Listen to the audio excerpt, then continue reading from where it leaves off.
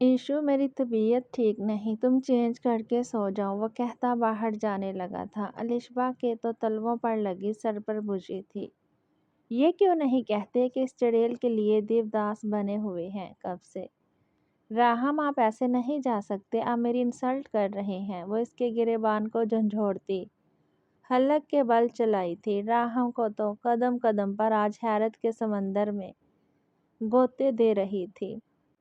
और तुम मुझे अब शदीद किस्म का इरिटेट कर रही हो ईशु, दूर हटो मुझसे। वो इसके हाथ झटक कर दाड़ा था और रूम से बाहर निकलता चला गया।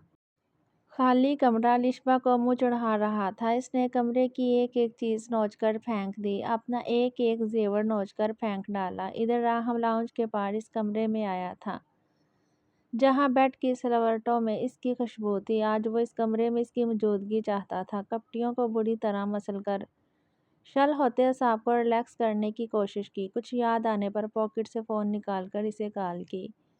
फ़ोन स्विच ऑफ था। राहम ने अपना फ़ोन पर टखर बेड पर मारा था। फिर कुछ याद आया तो पापा का नंबर डायल किया, मगर इधर भी वो सर खपाता रहा जो किसी ने इसका फ़ोन उठाया हो। इसे कुछ अनहोनी होने का एहसास हुआ। कहीं मामा पापा को तो पता नहीं चल गया, या मनीहा ने इन्हें कुछ पता तो नहीं दिया। ये सोचते ही अपार्टमेंट की छत जैसे इसके सर पर आकर गिरी थी। 2 दिन से वो इस कमरे में गोशा नशीन था। अलिशबा लाख झटपटाई, काफ़ी ड्रामे भी रचाए, मगर इसे मुतल्लक परवाह ही नहीं थी जैसे। राहम ने इसकी जानिब मुड़कर देखा भी नहीं। दिन में इसका अलिशबा के साथ नॉर्मल रवैया रहता।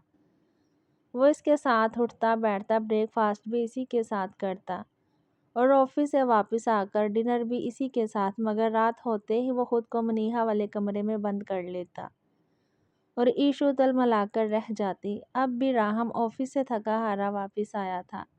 फ्रेश होकर बाहर आया, सामने ही वो टेबल पर ऑर्डर किया गया खाना लगा रही थी। अलिशबा ने बागौर से देखा।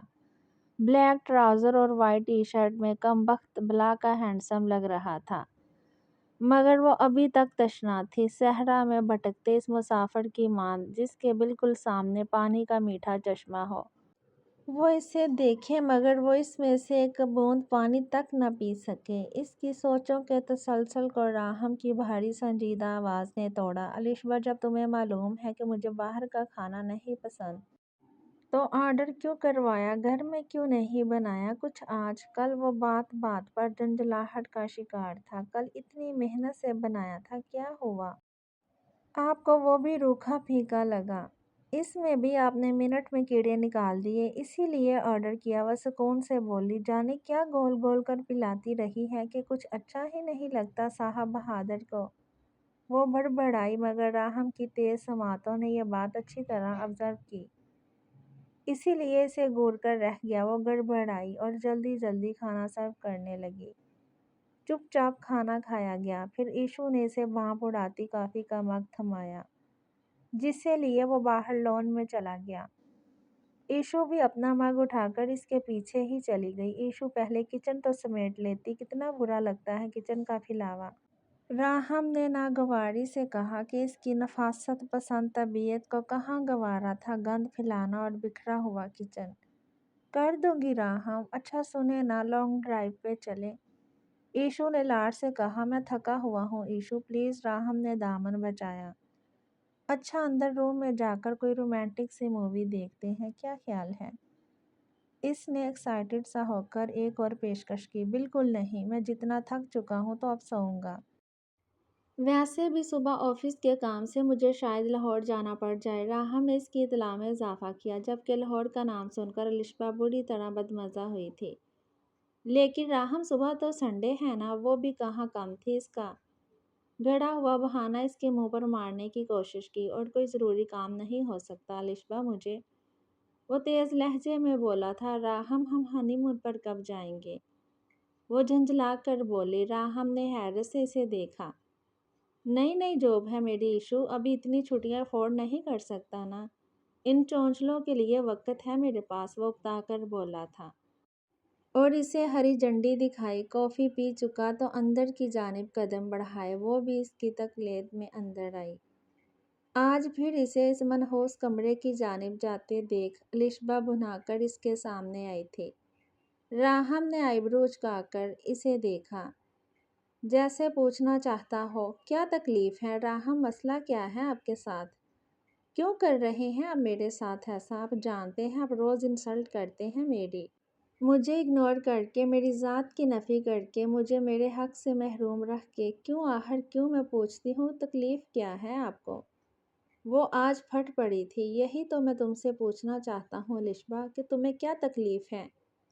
7 ماہ ایشو، 7 ماہ میں اس کی انسلٹ کرتا رہا، اسے اگنور کیا، اس کی ذات کی نفی بھی کی، اسے اس کے ہر حق سے محروم رکھا۔ اف تک نہ کی اس نے تو کبھی پلٹ کر مجھ سے نہیں پوچھا کہ میں اس کے ساتھ ایسا کیوں کر رہا ہوں۔ اور حیرت کی بات ہے ایشو کہ جب میں نے تمہارے سامنے یہ غیر انسانی اور غیر اخلاقی شرط رکھی تب بھی تمہیں یہ حقوق و فرائض یاد نہیں آئے، نہ ہی تم نے مجھے یاد کروائے، تو اب کیوں تمہیں یہ حقوق و فرائض یاد آ رہے ہیں؟ ایشو راہم کا سرد لہجہ لاؤنج میں گونجا تھا۔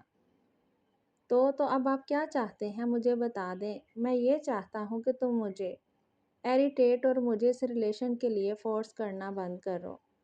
اب بھی میرا دل و دماغ اس رشتے کو ایکسیپٹ نہیں کر پا رہا۔ تو میرے سر پر سوار مت ہو۔ وہ 7 ماہ صبر و تحمل سے گزار سکتی ہے، تم 17 دن نکال کر دکھاؤ مجھے، شاید میرا دل تمہاری جانب راغب ہو جائے۔ وہ پھنکار کر کہتا دھڑ سے دروازہ کھول کر اس روم میں داخل ہوا تھا۔ وہ اس کے پیچھے ہی لپکی تو راہم دروازے میں ہی پھیل کر کھڑا ہو گیا اور اسے گھورنے لگا۔ راہم میری بات سنیں پلیز، ایسا مت کریں میرے ساتھ، میں کچھ نہیں کہوں گی آپ کو، نہ ریلیشن کے لیے فورس کروں گی، بس اپنے ساتھ ایک ہی روم میں جگہ دے دیں۔ بستہ وہ گڑ گڑائی۔ راہم نے ایک سڑک سیاہ پڑی، وہ لمحے وہ پل یاد آئے جب وہ بار بار اور ہر بار چپ چاپ اسے تنہا چھوڑ کر دوسرے روم میں چلی جایا کرتی تھی، تاکہ راہم کسی دوہری اذیت سے دوچار نہ ہو جائے، اور اس سامنے کھڑا وجود نے اسے مسلسل زج کر رکھا تھا۔ راہم نے ٹھک سے دروازہ اس کے منہ پر بند کیا تھا، چیختی کپڑیوں کو سہلایا۔ ادھر گھر میں زہرا بیگم سمیت کوئی اس کا فون نہیں اٹھا رہا تھا، موبائل فون سے اسے بلاک کر دیا گیا تھا شاید، اور لینڈ لائن اتار دی گئی تھی۔ اس نے ایک مرتبہ پھر فون نکالا اور منیہا کا نمبر ڈائل کیا، جو کہ پھر سے ان ریچ ایبل آ رہا تھا۔ اب کی بار فون دیوار پر مار کر چکنا چور کیا تھا، چٹکتے اعصاب، پسلیوں سے سر پٹکتا دل۔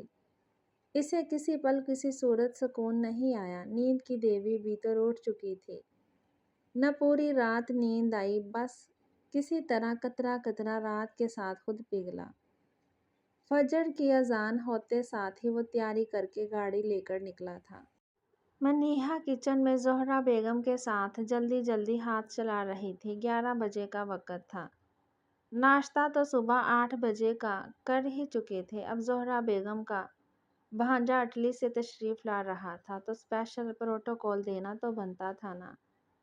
وہ دونوں انواع اقسام کے کھانا بنانے میں سر کھپا رہی تھی، اور ان کی اس تنگ و دو پر حیا صاحب کتنے دنوں بعد اخبار کا مطالعہ کرتے ہلکا سا مسکرا رہے تھے۔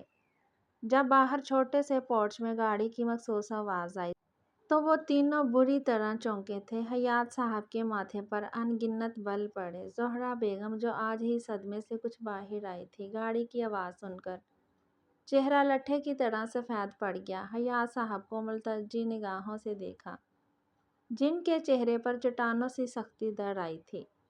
منیہا کے بھی پیروں تلے سے زمین کھسک چکی تھی۔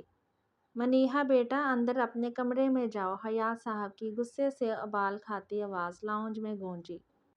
تو منیہا جلدی سے کچن سے نکل کر اپنے کمرے میں بھاگ گئی۔ وہ جو اطمینان سے اندر آ رہا تھا، اتنے دنوں بعد دیدار کی خواہش جو دل میں انگڑائی لے کر بیدار ہوئی تھی، حسرت میں بدل گئی کہ بس اس کی پیٹھ ہی دیکھ پایا، رخ روشن کا دیدار تو نہیں پایا تھا۔ السلام علیکم، اس نے بآواز بلند سلام کیا، جس کا جواب دینا حیات صاحب نے ضروری نہیں سمجھا تھا۔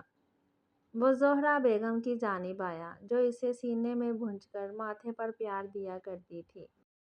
مگر اب حیات صاحب کی جانب نم نگاہوں سے دیکھ کر اس کی جانب سے پیٹھ موڑ گئی۔ راہم نے سنجیدگی سے انہیں دیکھا اور حیات صاحب کے قریب آیا۔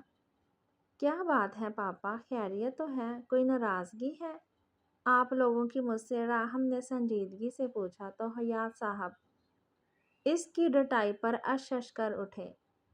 اخبار ایک طرف رکھتے وہ اس کے سامنے روبرو آ کر کھڑے ہوئے تھے۔ تم نے شادی کر لی ہے؟ راہم حیات صاحب کی سڑسڑاتی سرد آواز لاؤنج میں گونجی تو راہم کے چہرے کا رنگ اڑ گیا۔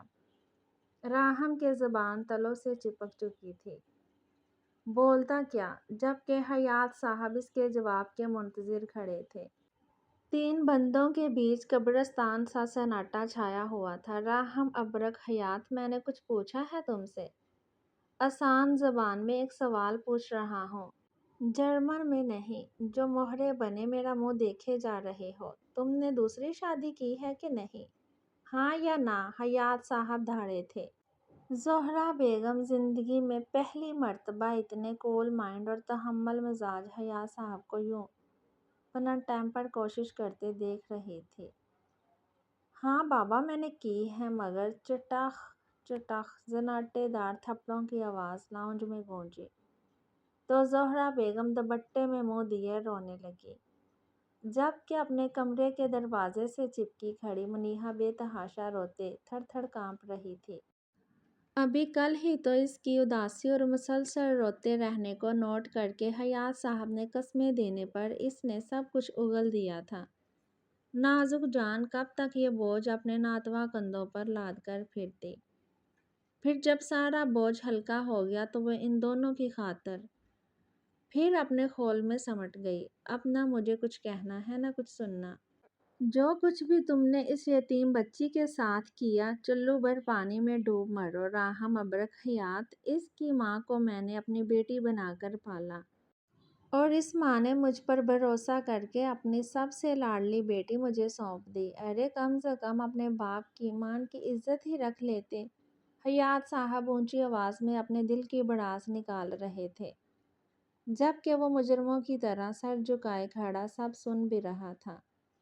راہم ابھی کے ابھی منیہا کو طلاق دو، حیات صاحب نے دو ٹوک سرد لہجے میں کہا تو راہم کی ریڑھ کی ہڈی میں سنسناہٹ سی ہوئی۔ راہم نے بے اختیار اپنی ماں کی جانب مدد طلب نگاہوں سے دیکھا، جو نگاہیں چرا گئی تھی۔ سنا نہیں تم نے؟ بہرے ہو گئے ہو کیا؟ اب تو بھول ہی جاؤ کہ میں اس حساس دل بچی کو تم جیسے بغیرت، ناخلف، کم ظرف، بد کردار اور کاٹ کے الو کے ساتھ رہنے دوں گا۔ اور بابا پلیز مجھے بد کردار تو مت کہیں۔ وہ سب کچھ چپ چاپ سنتا رہا، مگر جب بات کردار پر آئی تھی سخت بلبلا ہی تو اٹھا تھا۔ وہ تو تم ہو، اور اب سے بڑے کاٹ کے الو کہ جس نے جہاں لگایا تم پاگلوں کی طرح لگ پڑے، نہیں تو گھر والی کے ہونے کے باوجود یوں گل نہ کھلاتے پھرتے۔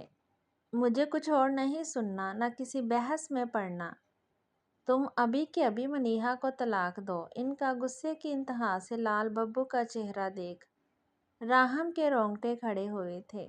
وہ سامنے آ کر خود مجھ سے ڈیورس مانگے تو میں دے دوں گا بابا۔ راہم نے نگاہیں جھکائے ہوئے ایک اور پتا پھینکا، مگر اب خود اس کے شل ہوتے اعصاب نے منیہا منیہا باہر آؤ بیٹا۔ ابھی کے ابھی حیات صاحب کی آواز تھی کہ سورہ اسرافیل جو منیہا کے کانوں میں پھونکا گیا تھا۔ اس کی ٹانگیں بے جان ہو چکی تھیں، مگر یہ کمزور پڑنے کا وقت تو نہیں تھا۔ اب جب کہ اس کے بڑوں نے اس کے سر پر دستِ شفقت رکھا تھا تو اسے بھی اس محبت کو اپنی جوتی کی نوک پر رکھنا تھا جس نے اس کی حیثیت کو دو کوڑی کا بنا کر رکھ دیا تھا، اور اس کے ساتھ ساتھ اس کے پورے وجود کو سوالیہ نشان بنا ڈالا تھا۔ وہ دوپٹہ اچھے سے لپیٹ کر آنکھیں رگڑ کر باہر نکلی تھی۔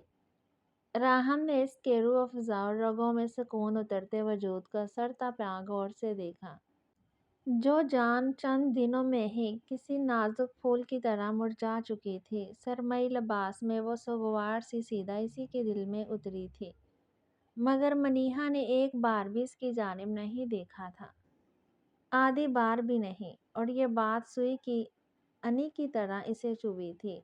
منیحا، میں نے ایک باپ کی حیثیت سے تمہارے لیے ایک فیصلہ لیا ہے ابھی، جو کہ تم نے اچھی طرح سنا تو ہوگا۔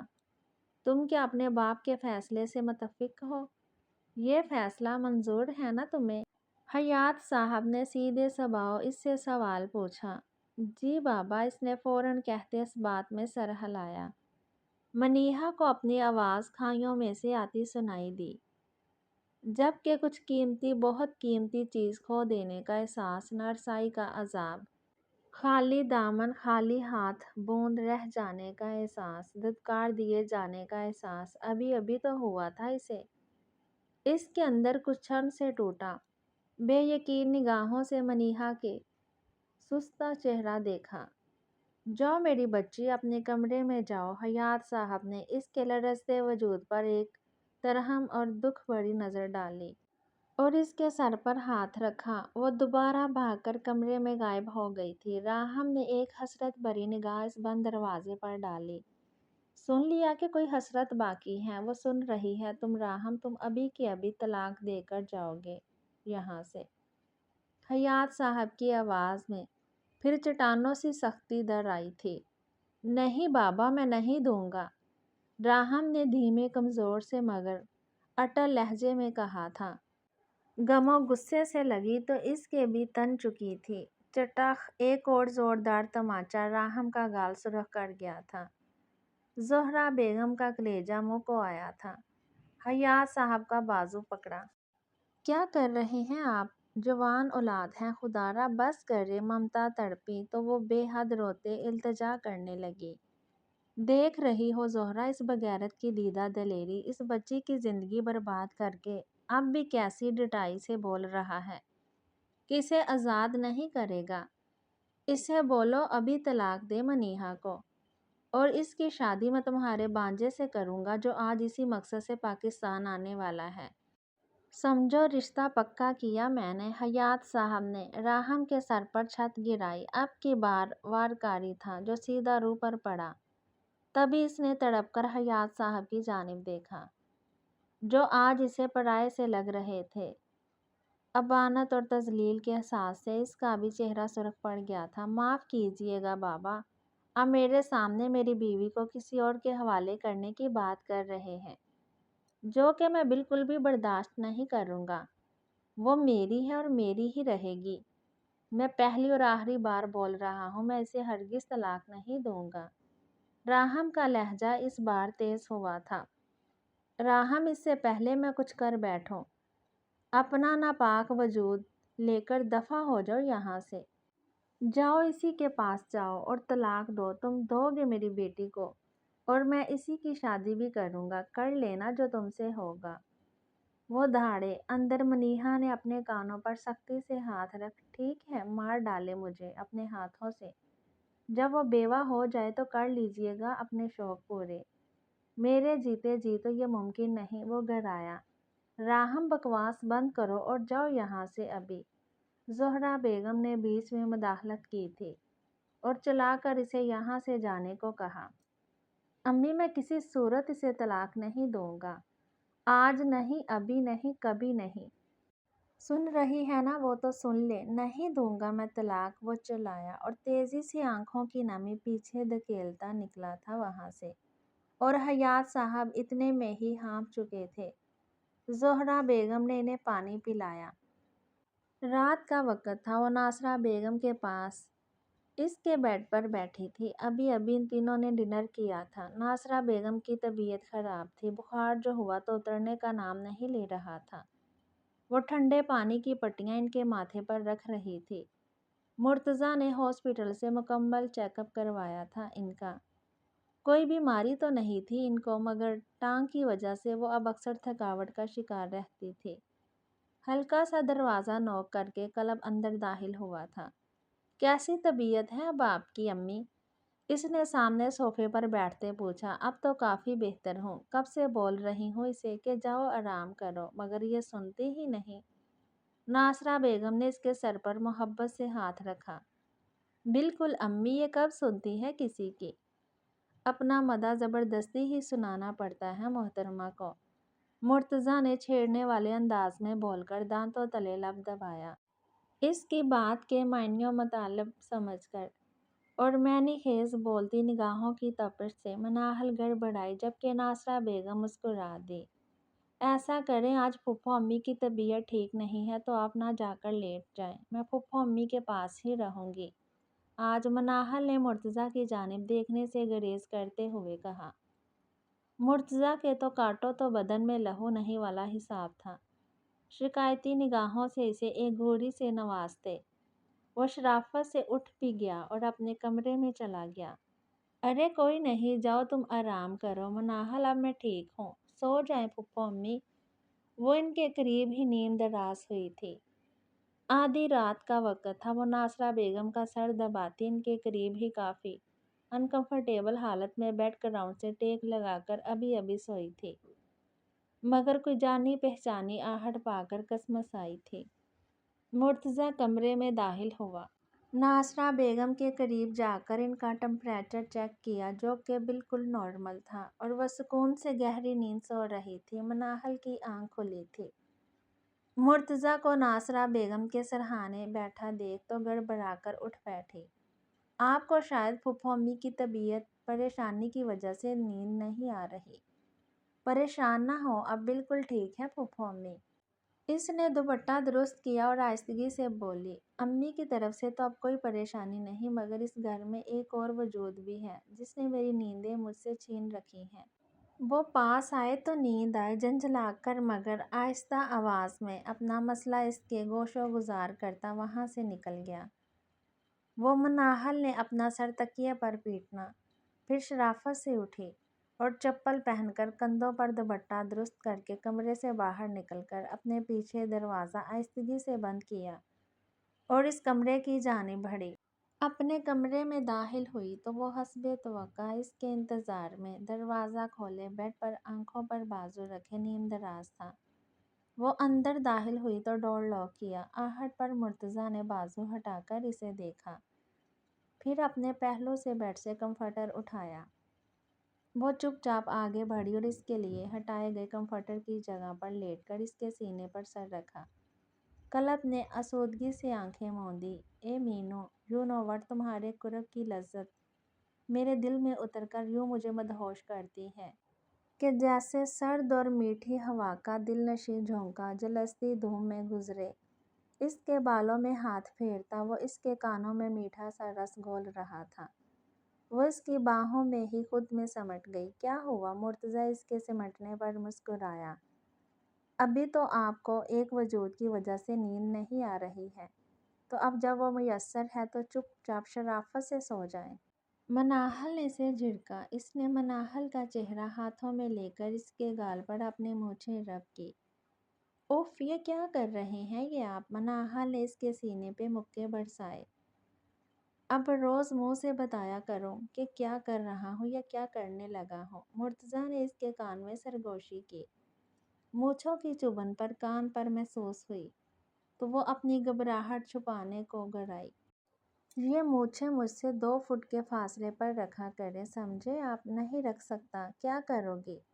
وہ بھی اب اسے سینے پر گرائے بولا تھا، میں بھی آپ کو دانتوں سے کاٹ کھاؤں گی۔ وہ دانت کچکچا کر بولی، شیور، اس نے دعوت دی اور ایک مرتبہ پھر اپنی مونچھیں اس کی گردن پر رب کی۔ اب کی بار مناہل اس کے چہرے پر جھکی تھی اور اس کے نچلے لب کو اپنے دانتوں تلے بھونچا۔ وہ تڑپا اور قہقہ لگا کر ہنسا۔ مناہل اپنی ہی حرکت پر تکیے میں منہ دے گئی تھی، مگر وہ اس پر حاوی ہوا تھا۔ اس کا بدلہ تو میں سود سمیت لوں گا، بزدل چوہیا۔ رات گہری تھی اور اس کا بدلہ لینے کا ارادہ پختہ تھا۔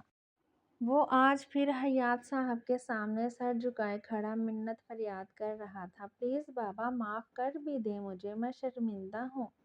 آپ کے سب الزام شکوے شکایت بجا، لیکن وہ میری بیوی ہے، میری ذمہ داری جسے نبھانے میں میں کامیاب نہ ہو سکا۔ پر پلیز ایک موقع دے دیں بابا، میں آپ کی سب شکایتیں دور کر دوں گا، اب کبھی شکایت کا موقع نہیں دوں گا، اسے پلیز میرے ساتھ بھیج دیں۔ وہ ملتجی لہجے میں بولا تھا۔ راہم ابرک حیات دفع ہو جاؤ یہاں سے، میرا پہلا اور آخری فیصلہ یہی ہے کہ منیہا تمہارے ساتھ کہیں نہیں جائے گی، طلاق نہیں دینی نہ دو، اب میں سیدھا کورٹ جاؤں گا اور اسے خلا دلواؤں گا، حیات صاحب نے دو ٹوک انداز میں اسے کہا اور باہر کا راستہ دکھایا۔ وہ آج پھر دھتکار دیا گیا تھا، لاہور سے ذلیل ہو کر تھکا ہارا واپس آیا تھا۔ یہ 2 ماہ پل پل اس نے اذیت کی انتہا میں گزارے تھے۔ 2 ماہ میں کوئی 10ویں چکر وہ لاہور کے لگا چکا تھا، مگر اس کے بابا ایسے بگڑے تھے کہ اسے معاف کرنے کا نام نہیں لے رہے تھے۔ اوپر سے وہ جب بھی لاہور آتا وہ جانے کہاں چھپ جاتی، جس کی ایک جھلک دیکھنے کو وہ بے تاب تھا، مگر وہ اس کے سامنے نہیں آتی تھی کہ حیات صاحب کا سختی سے حکم تھا کہ نہ وہ اس کے سامنے آئے گی، نہ اس کے ساتھ جائے گی، نہ گھر کی دہلیز پار کرے گی۔ راہم ہر مرتبہ نامراد واپس لوٹ آتا تھا جیسا کہ کل لوٹا تھا۔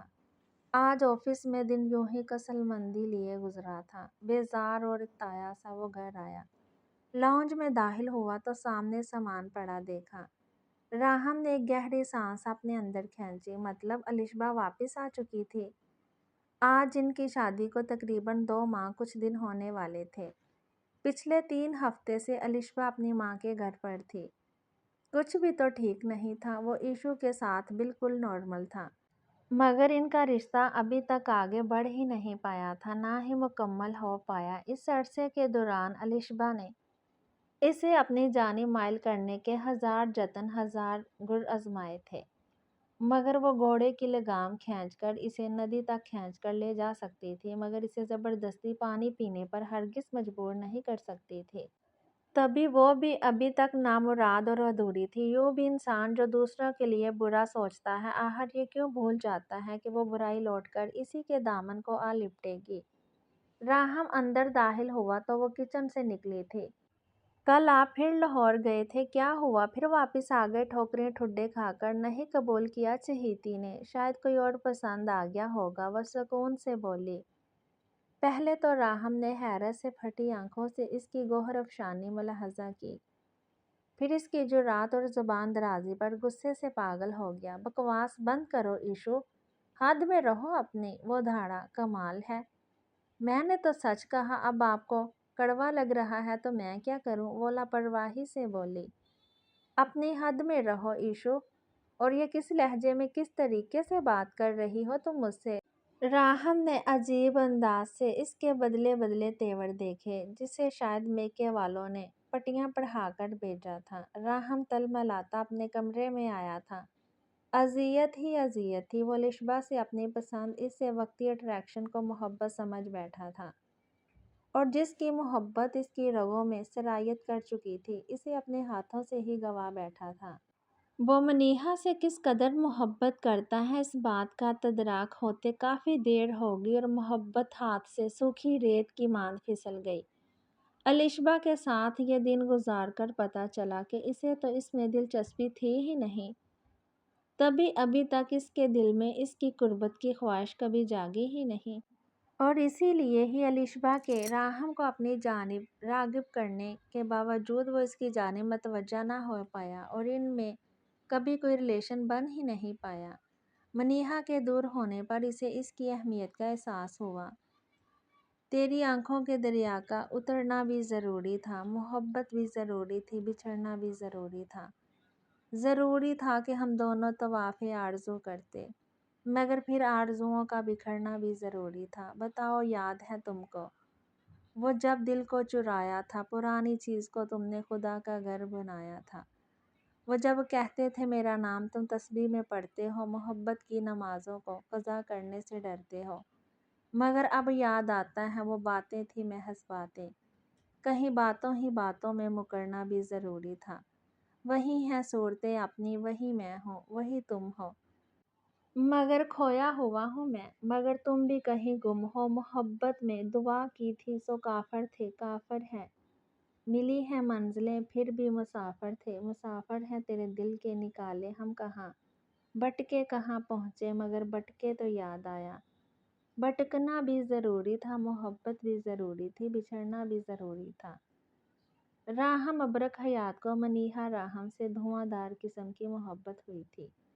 اسے اپنے سامنے دیکھنے کی خواہش رگوں میں خون بن کر دوڑنے لگی تھی۔ اس کی قربت کی خواہش دل میں ایک پھانسی جگاتی تھی۔ اس کی خوشبو کا وہ دیوانہ ہو چلا تھا۔ اس کی خوشبو اس کے لیے ایک نشہ تھی جس کے بغیر اس کا تن بدن ٹوٹتا تھا۔ وہ تو اسی دن دل و جان سے قبول کر چکا تھا جب منیہا نے حیات صاحب کے سامنے اسے نظر انداز کرتے اپنا فیصلہ حیات صاحب کے حق میں دیا تھا۔ اسی وقت اسے کھونے کے احساس نے راہم کے دل میں سوئیاں چبو ڈالی تھی۔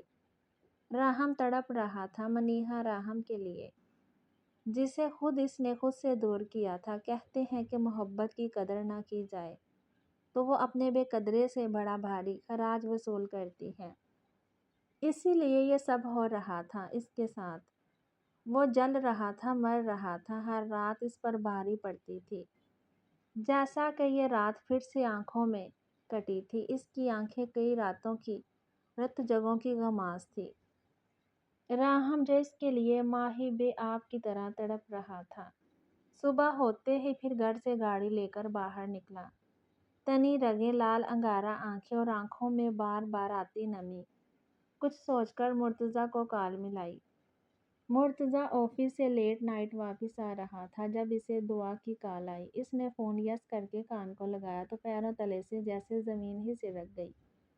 مرتضیٰ نے گاڑی بھگائی تھی اور فوراً دعا کے گھر گیا۔ وہ جانتا تھا یہ وقت بھی آئے گا مگر اتنی جلدی یہ سوچا نہیں تھا۔ اس نے تو بالا ہی بالا تیاری کی تھی اور اب اتنی ایمرجنسی پڑ گئی تھی۔ مناہل کی کافی دن سے طبیعت بوجھل سی رہنے لگی تھی مگر چیک اپ کروانے پر جو خوشخبری سننے کو ملی وہ آسمان میں اڑنے لگی تھی۔ ایک تو ان 2 ماہ میں من چاہے شخص کی قربت اور پہلو میں جیسے اس کے دل کی ملکہ بن کر گزرے تھے۔ وہ خود کو بہت اہمیت دینے لگی تھی اور اب تو جنت اس کے قدموں میں بچھنے والی تھی تو وہ کیوں نہ خود پر نازا ہوتی۔ سمٹ کر اور وہ شخص یہ خبر سن کر کیا ری ایکٹ کرے گا یہ سوچ سوچ کر مناہل کے دل میں ابھی سے گدگدی سی ہو رہی تھی۔ سب سے پہلے یہ خبر اس نے ناصرہ بیگم کو سنائی تھی۔ وہ بھی بے تحاشا خوش تھی۔ رات کافی لیٹ انہوں نے اس کا انتظار کیا مگر اس نے فون کر دیا کہ وہ ایک ضروری کام میں مصروف ہے تو صبح ہی آئے گا۔ خوشبوؤں میں بسی وہ اپنا وجود پور پور اس کے لیے سجائے اس کے انتظار میں بیٹھی تھی۔ دن کا 1 بج چکا تھا اور اس کا کہیں اتا پتہ ہی نہیں تھا۔ اس گڈ نیوز کی وجہ سے ناصرہ بیگم بھی بے تحاشا خوش تھی مگر مناہل نے انہیں منع کر رکھا تھا کہ وہ کلب کو کچھ نہ بتائیں کہ وہ یہ خبر خود اسے سنانا چاہتی تھی۔ باہر گیٹ پر گاڑی رکنے کی مخصوص ہارن کی آواز آئی تو وہ بھاگ کر اپنے کمرے سے باہر آئی۔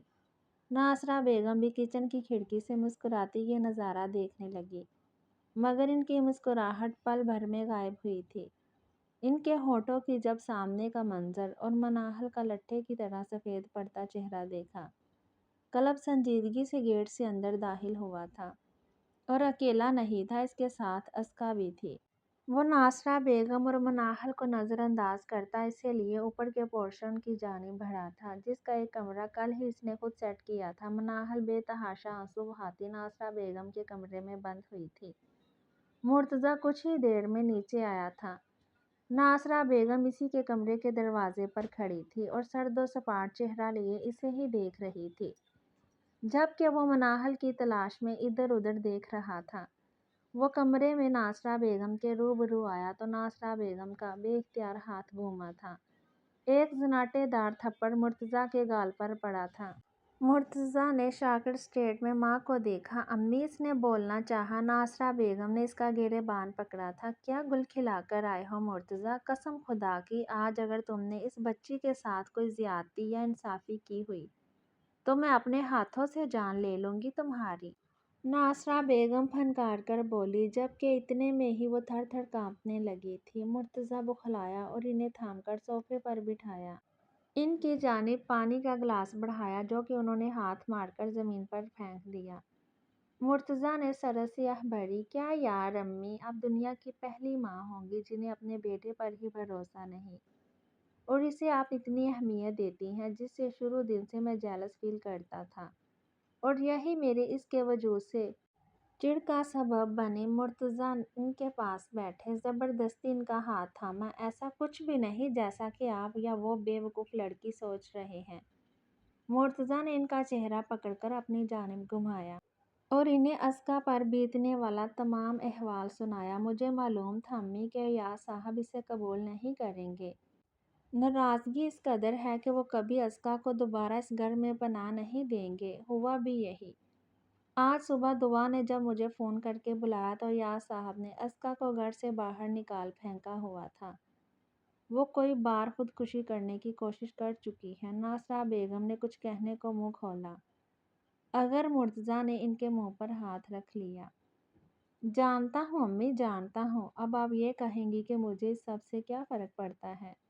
इसके साथ जो मर्ज़ी हो। तो खुदा की कसम उठाने के बाद आपकी कसम उठाकर कहता हूँ अम्मी कि वो जिए या मरे, मुझे रत्ती भर बराबर फ़र्क नहीं पड़ता।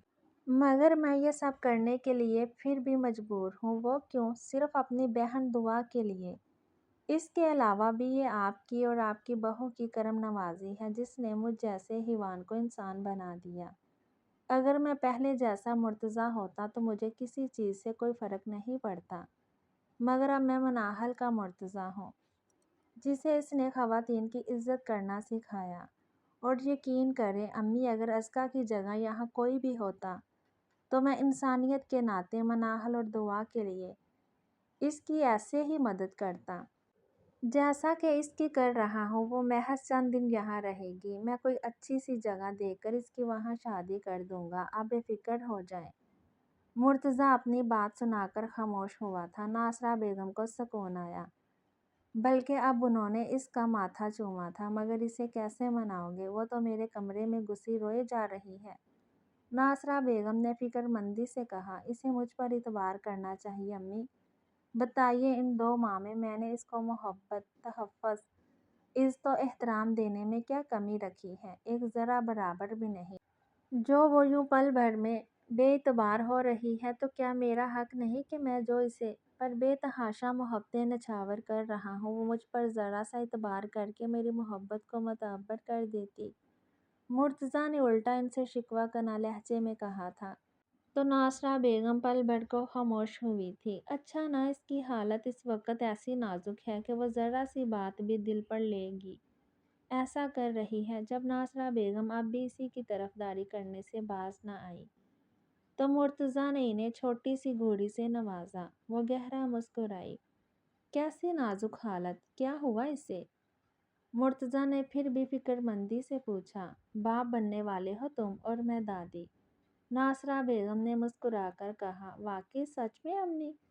मुर्तज़ा ने नासरा बेगम को गले लगाकर झंझोड़ डाला। अरे मियाँ, माफ़ करो मुझे और जाओ अपनी जोड़ू को मनाओ। इस हालत में इसका टेंशन लेना ठीक नहीं। नासरा बेगम ने झंझलाकर इसे परे धकेला तो वो कहका लगाकर हंस पड़ी। जाता हूँ, एक तो ये बुज़दिल चूहिया भी आपकी शह पर शेरनी बन जाती है। लगता है आज मेरी मूँछों को वाकई नोच फेंकेगी। मुर्तज़ा ने भी झंझलाकर कहा तो नासरा बेगम गहरा मुस्कुरा दी। वो बाहर जाने लगा तो इसका फ़ोन रिंग हुआ। नंबर देखा तो राहम का था। यस करके कान को लगाया। अस्सलामुअलैकुम, कैसे हो और क्या कर रहे हो? मुर्तज़ा ने पूछा। मरने लगा हूँ, राहम की भीगी आवाज़ एयरपीस में से सुनाई दी। तो मुर्तज़ा चौंका। माथे पर ढेर सारे बाल आए। क्या बकवास कर रहे हो? आधी दोपहर को ही भंग पी ली है क्या? और तुम ड्राइविंग कर रहे हो? किधर जा रहे हो? राहम का मौन। बात करो मुझसे। मुर्तज़ा परेशानी से बोला था कि राहम ने पहले कभी ऐसे बिहेव नहीं किया था। राहम इसे आहिस्तगी से सब बताता चला गया। अम्मी, मुझे बहुत ज़रूरी काम है, मुझे कुछ देर हो जाएगी लौटते। आप इस बुज़दिल चूहिया का ख्याल रखिएगा, मैं लौट कर बात करता हूँ इससे। मुर्तज़ा ने नासरा बेगम को कहा और बाहर निकलता चला गया। फ़ोन हनोज कान को लगाया हुआ था। दूसरी तरफ वो जिसका मोहब्बत ने दिल का लहू निचोड़ डाला था वो रो रहा था शायद। राहम, इतना कुछ हो गया और तुम मुझे अब बता रहे हो? मुर्तज़ा ने दांत पीस कर कहा। तो क्या करता? अभी तक तो खुद हैंडल करने की कोशिश कर रहा था, मगर अब बात मेरी बर्दाश्त से बहुत आगे निकल चुकी है। مرتضیٰ میرا دم گھٹ جائے گا اس کے بغیر۔ وہ کرب کی جانے کون سی انتہا پر تھا۔ گاڑی الگ ہچکولے کھا رہی تھی۔ اچھا تم ہو کدھر؟ مرتضیٰ گاڑی لے کر نکلا تھا۔ لاہور ہی آیا ہوں، وہ پھر آندھی آواز میں بولا تھا۔ اچھا میرے اپارٹمنٹ میں آؤ، بھابھی کو میں لے کر آؤں گا۔ مرتضیٰ